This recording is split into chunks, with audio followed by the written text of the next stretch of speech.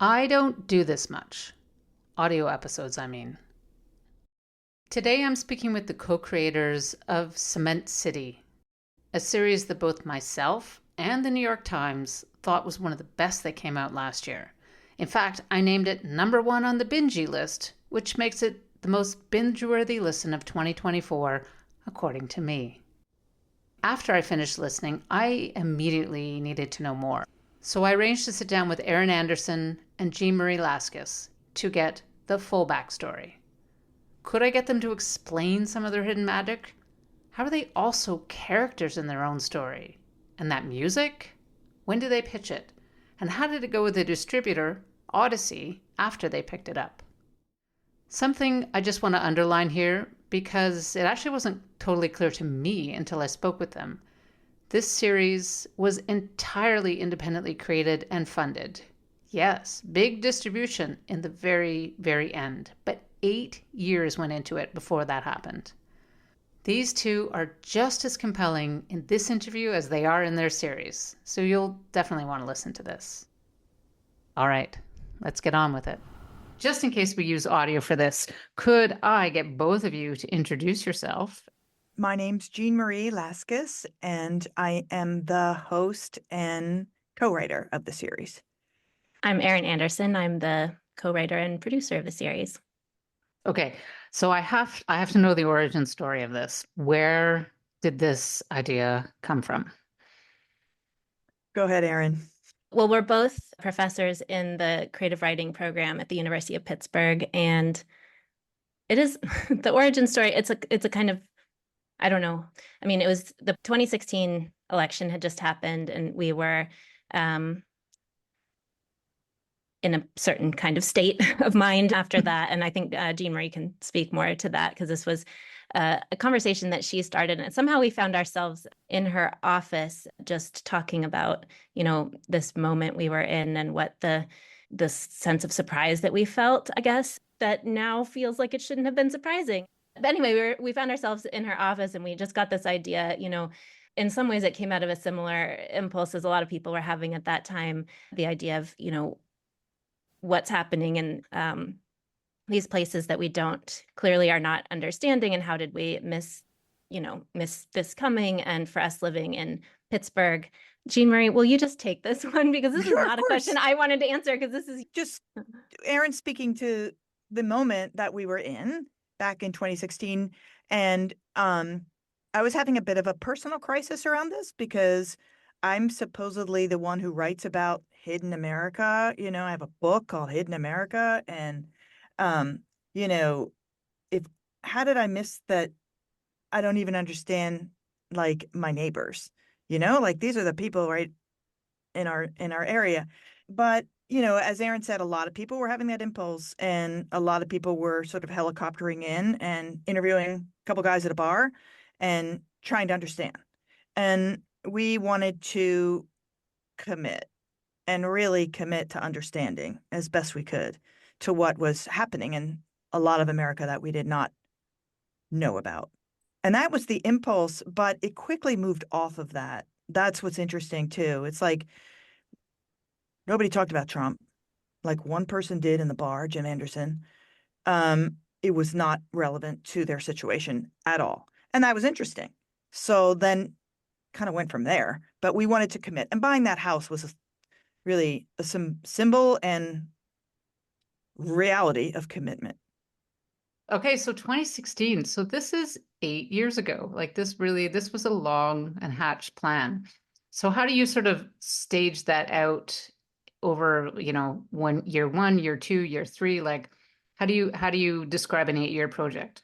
If we had known this was an 8-year project, there's no way we would have started. And honestly, we call it a 7-year project. I think this out of a temptation to make it less than it really was. We were going to stay 1 year. That was the project. It's just that by the end of that year, felt like we were just getting started. We were getting so connected to this town and these people, and we couldn't leave. And there was just like plot was happening. So we just sort of kept staying. And then we kept staying some more. And then COVID happened, and there was a lot of things that happened in between. That kind of was a bit of a break for us, but yeah, Erin, why did it take us so long? uh, well, yeah, I mean, I guess part of this goes back a little bit to the origin story. So Jeanne Marie is a magazine journalist and writes books and does a lot of work in immersion journalism, and had never worked in audio before. And I was working in audio. And so we came together thinking like, oh, wouldn't it be interesting to do an immersion journalism project in audio? And this was right around like, this puts it in perspective.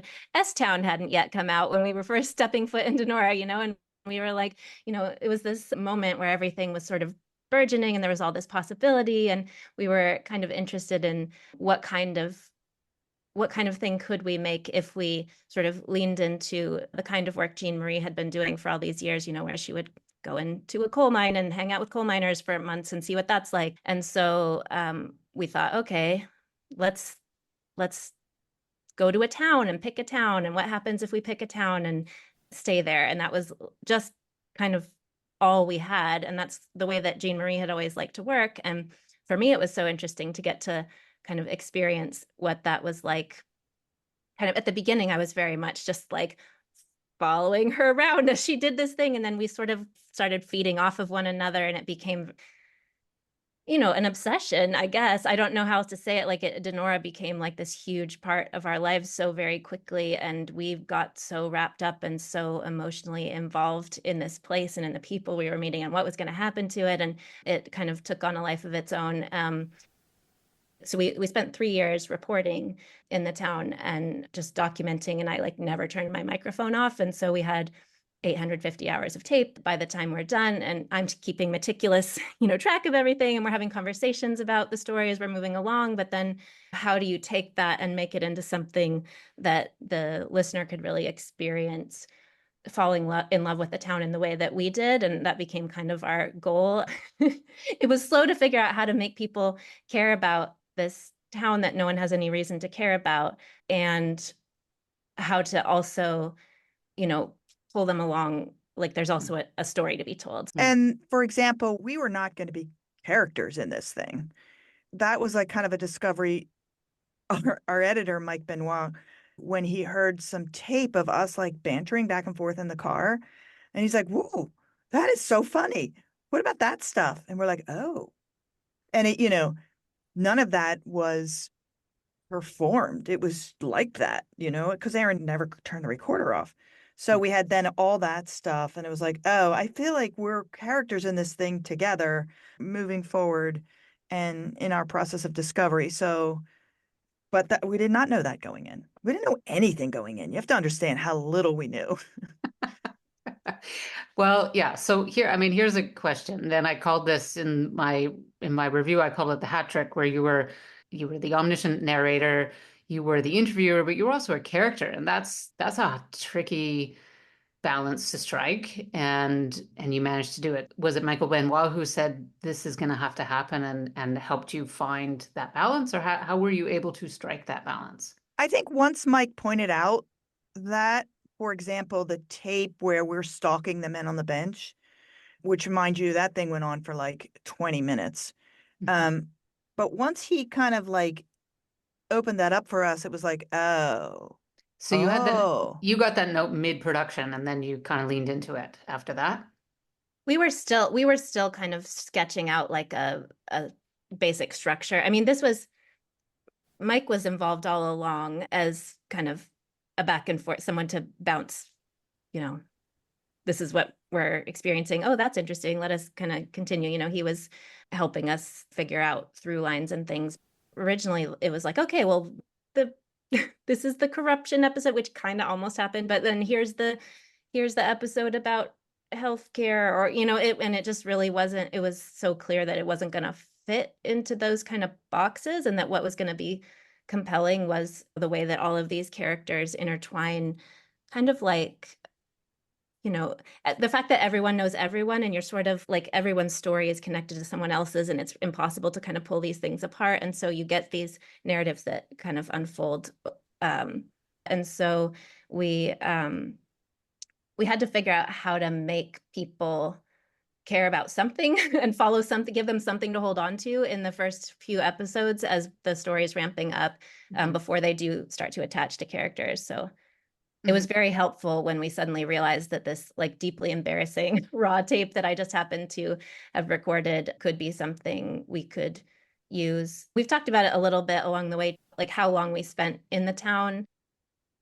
I became part of the furniture in a deep way. Like I could stand in front of people and they would just talk amongst themselves. You know, those men on a bench, the number of hours I spent standing in front of those men on a bench, like it was as if I would blended into the horizon that they were like gazing at as they, you know, talked about the weather. So like there is a certain way in which everyone became very vulnerable by nature of us being there for so long. There was this way in which we were catching people in their raw, vulnerable moments. And so we sort of thought, okay, we'll also participate in that. And here's what we sounded like, and here's what it was like for us to be people along this journey and not just, you know, reporters.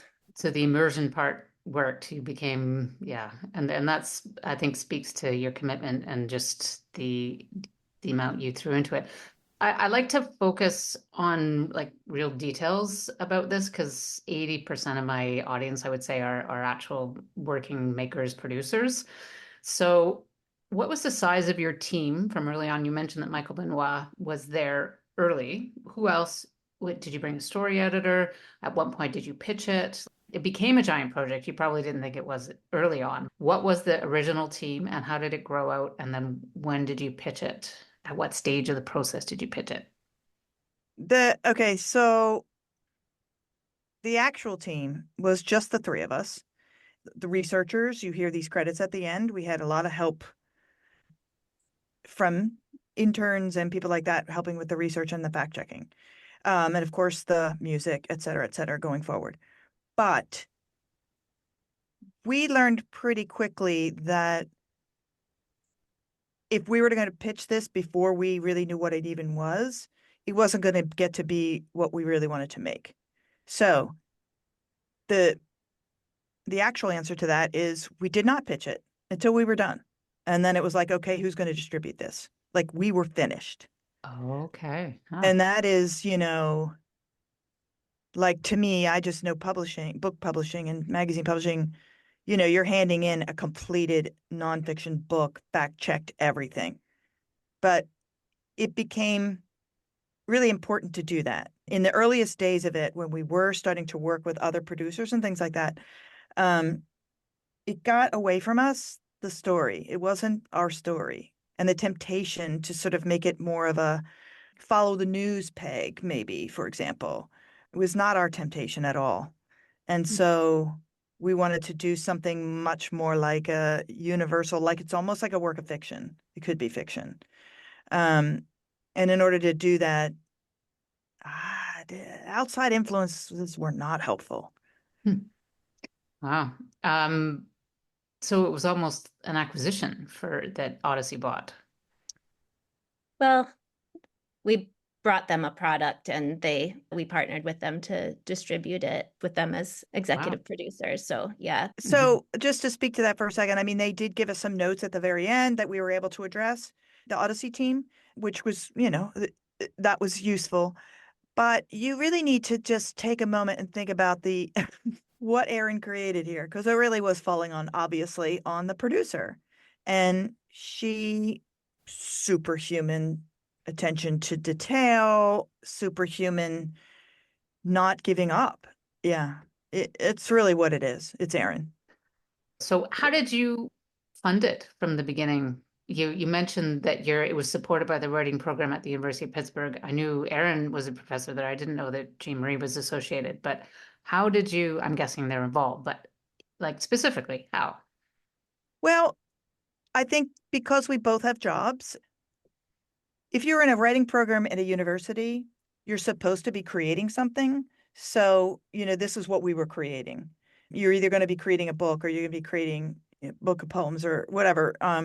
So we were, in that sense, we were funded, but it was not like an outside source of funding where it was like we got a hunk of money to work with. We were just doing it as part of our jobs, would you say, Erin? How do you say that? Yeah, creative work as part of the job that we do. I mean, this is the equivalent of my tenure book, and so it was a big thing to take on for that. But we talked at some point along, we're like, wow, like no one could ever do this. Like if you were trying to make money off of it, this would not have happened. And so it really was a passion project and something that we threw ourselves into, not realizing how deep in we were going to get, but also yes, it was funded by also, every hour that my partner spent with our kid on the weekends and, all that kind of stuff too. So I hear you.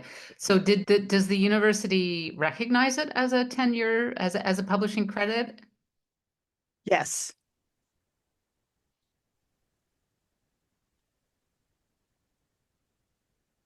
colleagues who made a documentary film for their tenure project, they luckily see it as legit because it was a massive work of writing at the same time as it was all of the production. So Yeah, well, good. It's like a minor trend I'm picking up that more people who work in academia are connected to it. And I think that's partly because this corner of academia has grown, but it's also, it's a functional reality that you need a job to do it and you need to be skilled to do it. So you fill both of these quantities. So about the writing, Jeanne Marie, I know you're a best-selling author. I'm looking forward to reading one of your books because I love your voice, but I haven't read your books previously.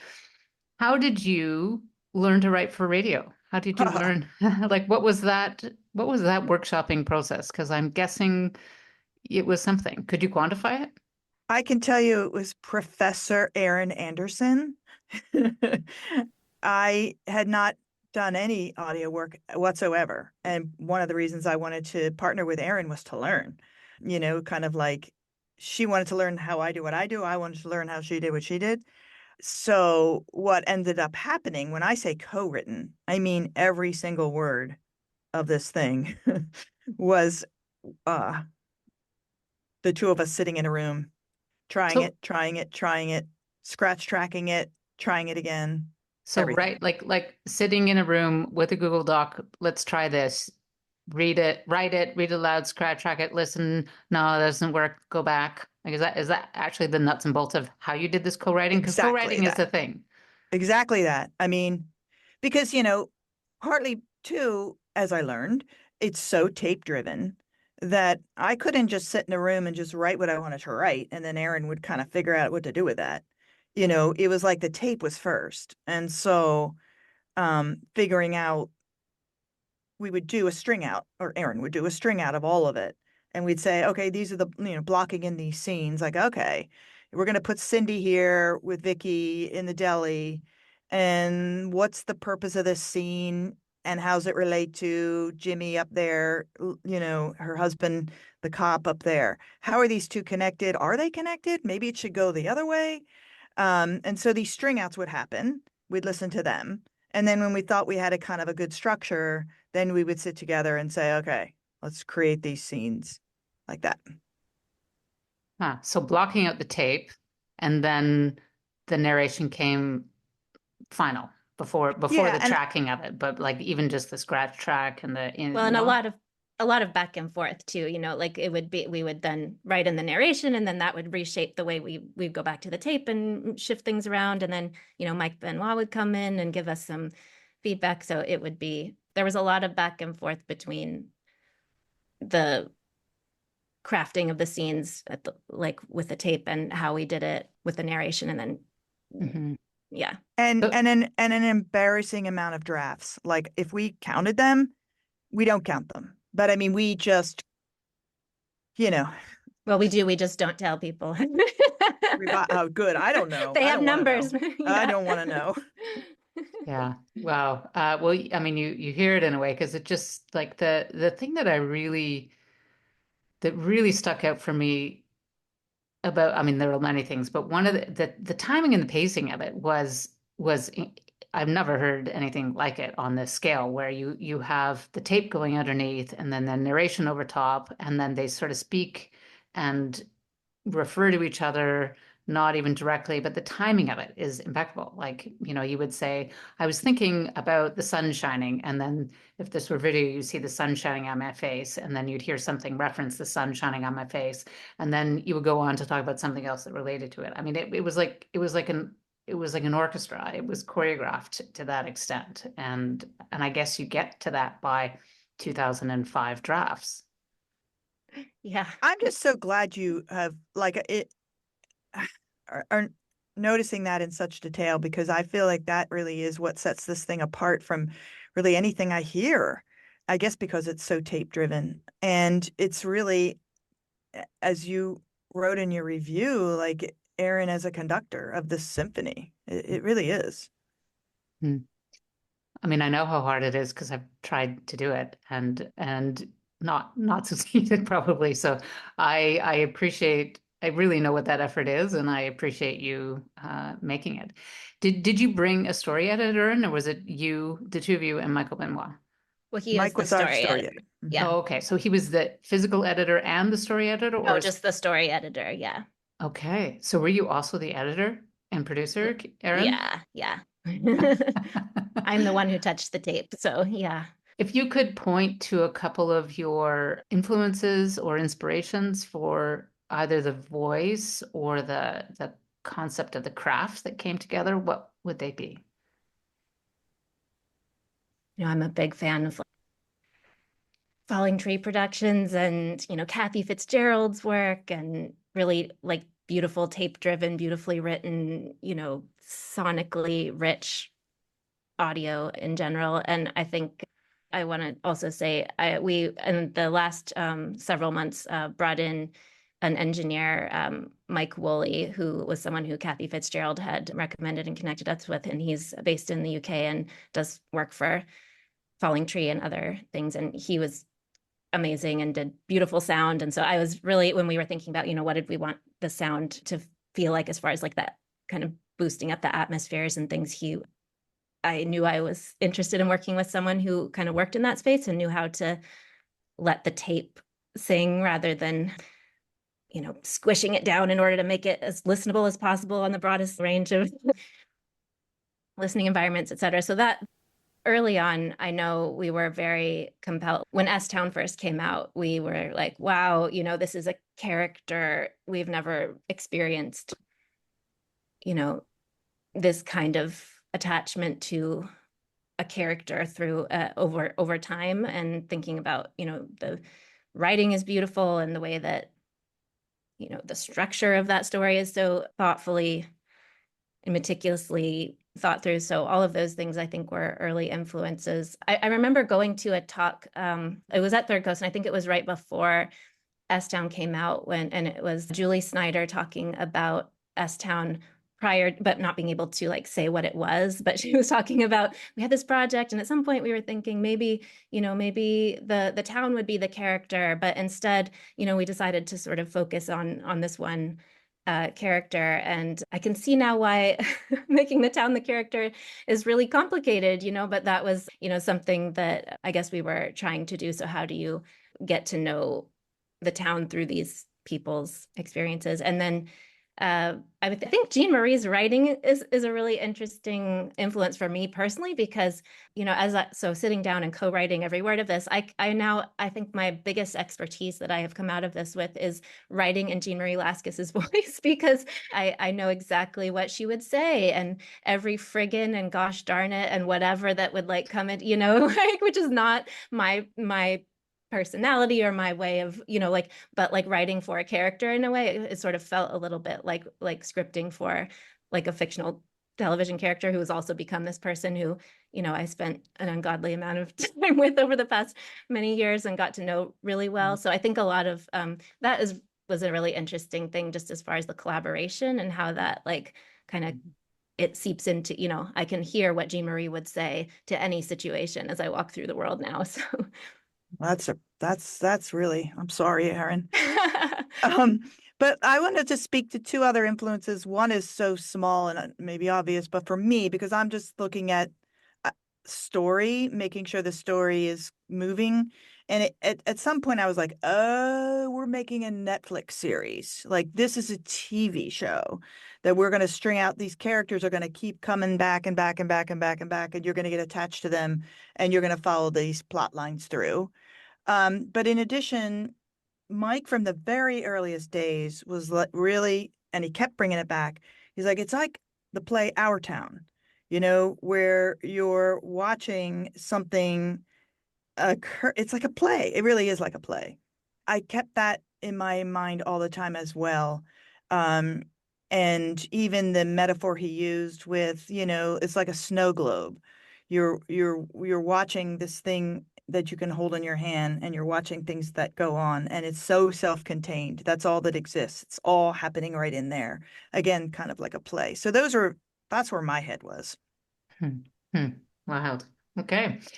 It was interesting that you made the choice, and maybe this speaks to the number of drafts and the number of years and the number of hours of tape, but you chose to bury a lot of the details of the story of, the mechanics of you actually being there. And was it 1 year, 2 years, 3 years? Was it every weekend? Was it every week? Was it, were you commuting in, driving out? Like all of those details, which are kind of one of the hallmarks of these kind of journey style podcasts that follow a person.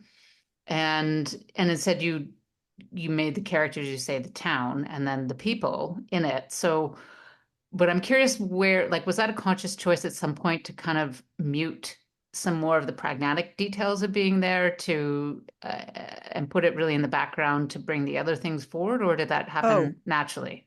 Oh, I think most definitely it was conscious in terms of, if we're going to be characters in this thing, who the hell cares about us? And one thing you really don't care about us is how we work. Like that is not our character. What is our characters? That is not, that is just so irrelevant. Like what's interesting is what's happening in the town and us moving about on that stage. So I think that if it was a conscious thing, it was early on. Like we're not calling attention to ourselves in that way. So, like how long we stayed there, when we stayed, when we were overnight, when we weren't, I don't know. To me, it was just like that's just sort of like vague background. Hmm. Okay, question about releasing it and connecting back to the town.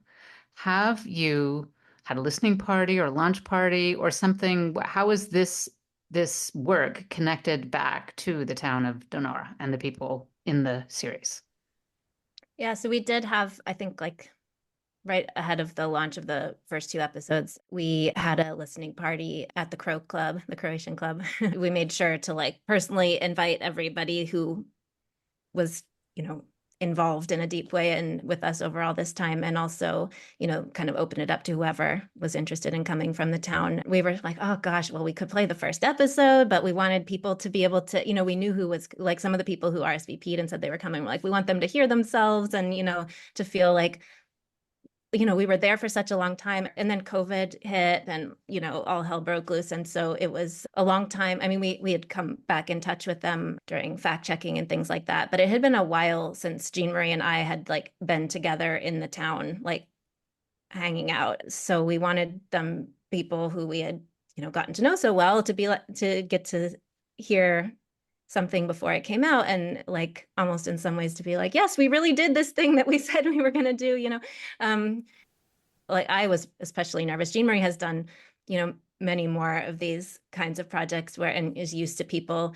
being angry about, the most random thing that she would never have thought of, that, however, she could speak more to that, but, the experience of like having people react to seeing themselves represented. And I was very worried about it. And that listening party was very reassuring because people were so, I mean, I was worried, Art, the organist, came and he brought a priest with him, and he came into the Crow Club and sat down, and I was like, okay, we're going to listen to, a scene that Art was in, and and I was so worried about the smallest things. I'm like, oh, is he going to be embarrassed that we used his cell phone ringing in the middle of the thing, and he was just laughing, so it was a fun kind of celebratory thing, and also an emotional thing because people passed away. Guido from the bar died sometime in the last I think year. I can't remember exactly. And so one of the scenes we played there in the Crow Club with all the people there was a clip from that scene with Jim and Guido in the bar, and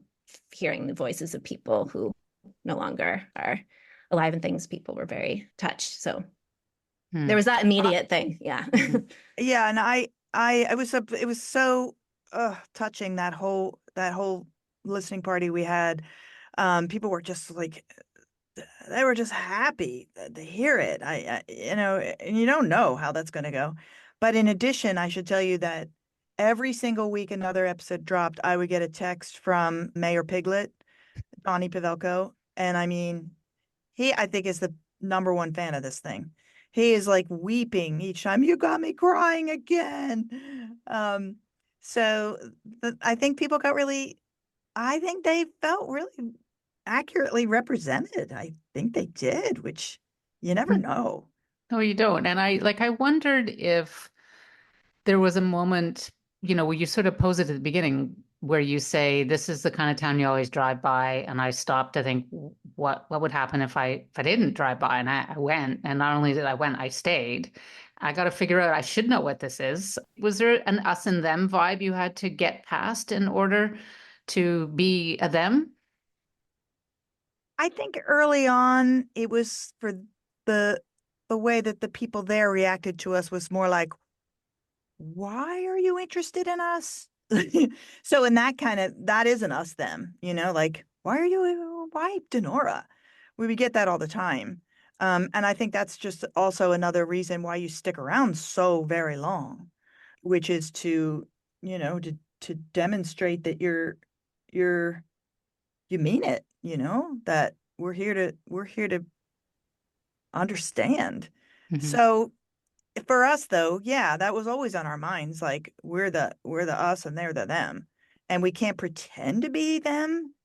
But as you go on, you start feeling like, well, this is what it would be like to be them. I don't know. There was a whole transition there that happened, I think, for us. And what about this question that you pose of like, why would you ever stay here? Why would you stay? Why wouldn't you leave? What was the reception to that actual question? We had come so far from even by the time we started producing the thing, we were so deep in that, like, we had forgotten that that was even a question that anyone would have had. And someone kind of from the outside brought that question to us, and we were like, huh, that's what a lot of listeners are going to be thinking. This is what people bring to places like this. Okay, this is like, gosh, why would you live there? And like, and at the beginning, probably, I don't know. It's the sort of like generic question that you would have before you even know a place. I think in some ways that was a little bit of like trying to anticipate what listeners are going to be thinking, and like how we can address that so that it becomes something that you can move past, because it isn't the thing that we were most interested in. But then it kind of comes back around and becomes a thing that, I mean, people do stay, and they stay for a reason, and it's not a reason you can explain in a sentence. And so we tried to, explain it over 9 hours of tape. And Oh, and I think too that question became so irrelevant pretty quickly on, because it's like you get to know people so well, and you try and imagine them not being in Genora. Like, I remember that with Jim McDonough, Erin. I was like, can you imagine if Jim just kind of went to like the suburb of somewhere? Like, he would be terrible for him. Like, this is his town. This is where this is what he's attached to. And you couldn't even imagine them leaving at some point.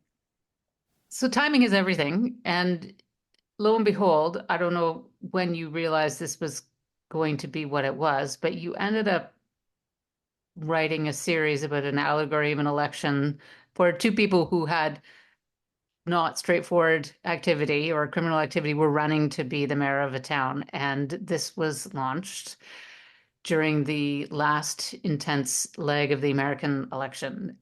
Was this a pure coincidence? We understood at some point during the writing, probably even before that, that this was an allegory. We didn't know how closely it was going to track with what was about to come. There are so many ways of like thinking about America as you look at this town, and thinking about America as you look at this town. And then we had this election story that was kind of like the underlying narrative, and there was an election coming up. So it dovetails very nicely, just timing wise that way. But of course, we couldn't have known. The only thing I remember is when Yancey got indicted, and then it turned out he was still going to be running for council, and how naive we were, thinking, how can an indicted person can like run for office? They can, this is like all happened before we had indictments to think about in America.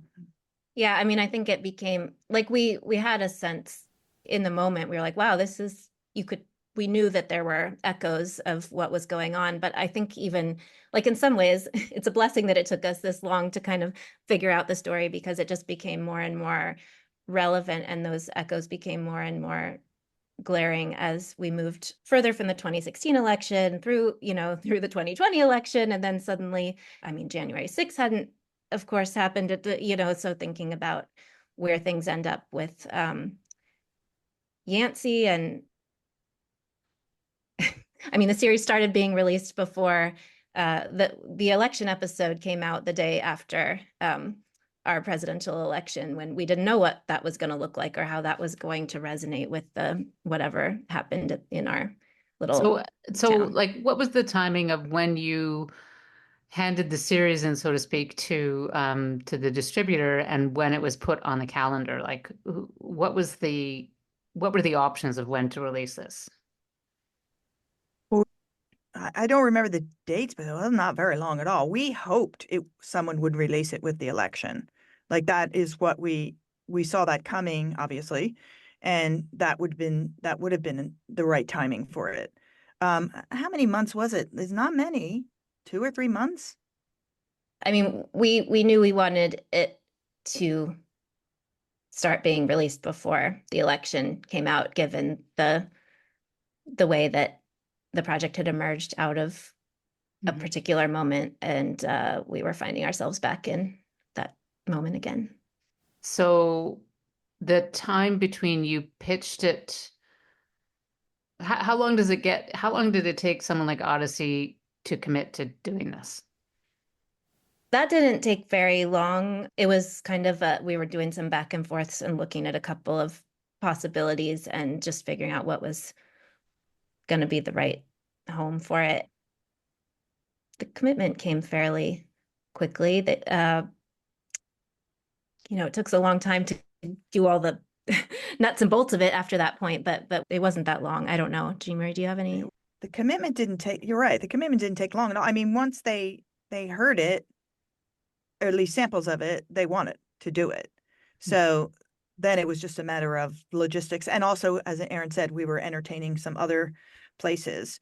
So it took time for us all to agree that that's what we wanted to do. But I mean, a month or two was very short.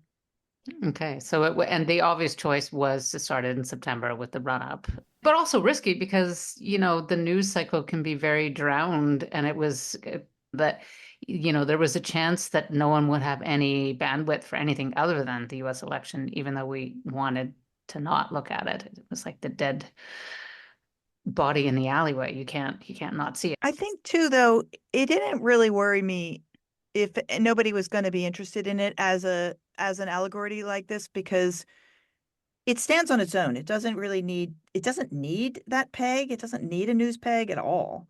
It was nice to have it, but if it didn't work as a peg, oh well. I'd rather hear it all the way dropped so you could binge it anyway.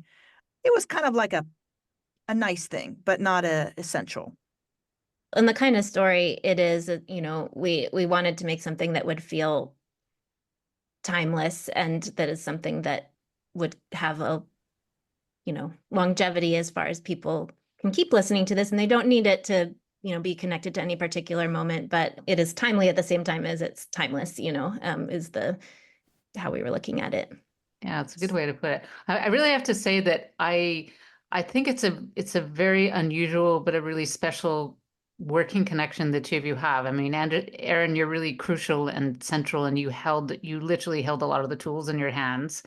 And Jeanne Marie has the voice, the literal voice to it, and to co-write it and do it and be that trusting of each other and to wrangle all the different elements that you needed to, like it's a thing that I hear and it comes out, but it's even more interesting to see it in this conversation. It's quite special. I think it's really good that we like each other as much as we do because we spent a lot of time, and I'm sure Erin wanted to kill me and I wanted to kill her. There were times, but in general, there was so much, I think, respect. This is something special we're doing, and we both get it implicitly. And so it's not going to work anybody doing this solo, either of us. So it was a lot of time together. Whatever. I'm like the sort of straight man character in this, like bouncing off of our duo, and so she could kind of find ways of like playing that up. So it was an interesting like character study in one another's quirks as well. Wild. The music in the series is something that I really enjoyed, and maybe you should consider releasing it as like a mixtape because, like, very quickly I had that vision, which is a sensorial feeling when you've watched a movie in a theater, and then the credits roll, and then there's just music. You're just listening by that point. You've stopped reading who the credits are because it's a long list, and then it gives you this feeling of walking out of the theater listening to the music, and it really worked for my vibe. Who can you speak a little bit about that choice and Yes. and the music? The credits music specifically you're talking about here? Yeah, it Okay. wasn't one. So all of that. So in our trailer, there's the trailer is built around this band called Denora. So that is every song is a different song from the band Denora, and this was an idea we got early on. Denora is a local, like a Pittsburgh band who's like been around for a long time, has a hugely devoted fan base, amazing, fun, like poppy love song stuff that we were just like, as we were going through this experience at some point, we were like, oh gosh, it sort of feels like we're falling in love with this town, but then like you feel like God, you're like, the town does something stupid and they're like now this like misbehaving teenager that you love them, but you wish this was Jeanne Marie's thing. She had misbehaving teenagers at the time.